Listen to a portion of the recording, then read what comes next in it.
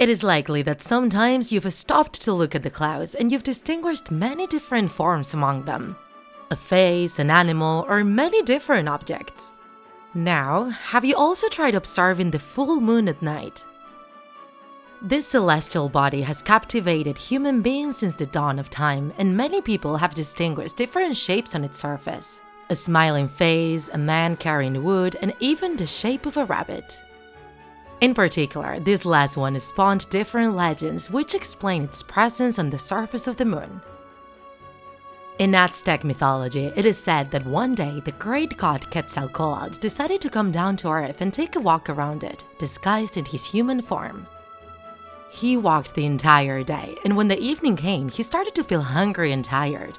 But even then, he didn't stop walking. The night finally came. The moon and the stars appeared in the sky, and in that moment, the great god decided to finally stop. Exhausted, he finally sat down. And he then noticed that a rabbit, who had come out to find her dinner, had gotten near him. Quetzalcoatl asked the rabbit what she was eating, and the animal showed him the grass she had collected. The rabbit humbly offered him some, but the great god responded that he couldn't eat that and that his destiny probably was to starve to death. Horrified, the rabbit approached who she saw as a mere human and told him that she was just a small creature, but that he could use her as food for nourishment so he could survive. Quetzalcoatl's heart was deeply touched by the rabbit's willingness to sacrifice herself. He petted the rabbit with love, and taking her in his hands, he told her that no matter how little she was, from that day onwards, everyone would remember her incredibly selfless gesture, offering her life to save another. Quetzalcoatl raised her high, very high. In fact, so high that the shape of the rabbit was stamped on the surface of the moon. Then the god carefully brought the rabbit back down and showed her stamped portrait on the moon, which would remain forever there so that every human in history would see it. A bit farther north, in a region between Canada and the United States, there is a popular tale about a young rabbit who wished to ride the moon. However, the only animal willing to help him do it was the crane.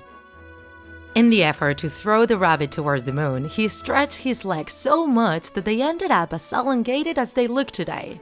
The rabbit was able to reach the celestial body, fulfilling his dreams. Thus, whenever there is a full moon, you can see the rabbit riding the moon. On the other side of the planet, the Chinese would see the shape of a rabbit grinding something with a mortar and pestle. They say that the rabbit is preparing the elixir of life for the goddess of the moon, the immortal Chang'e.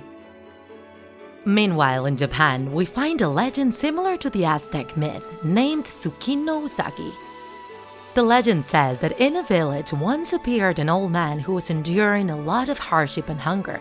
He asked 3 animals for help: a monkey, a fox, and a rabbit. The monkey went up a tree and brought him some fruits. The fox went hunting and came back with a bird. However, no matter how hard he tried, the rabbit couldn't find any food for the old man. Seeing the suffering the man was experiencing, the rabbit felt a deep sense of shame and guilt.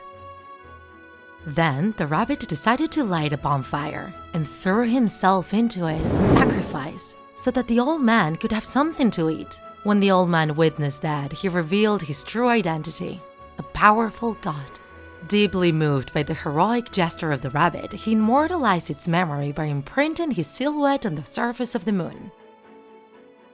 This legend is actually present in many Asian cultures, such as India's, Thailand's, or Sri Lanka's. This legend also inspired the creation of different festivals celebrated in the middle of autumn, such as Tsukimi in Japan and Chuseok in Korea. The legend was passed on from generation to generation, and it is shared with children to explain to them why rabbits jump so high. Because they are trying to reach their hero imprinted on the moon.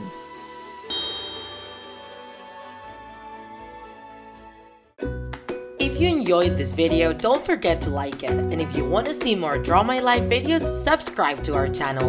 See you in the next episode!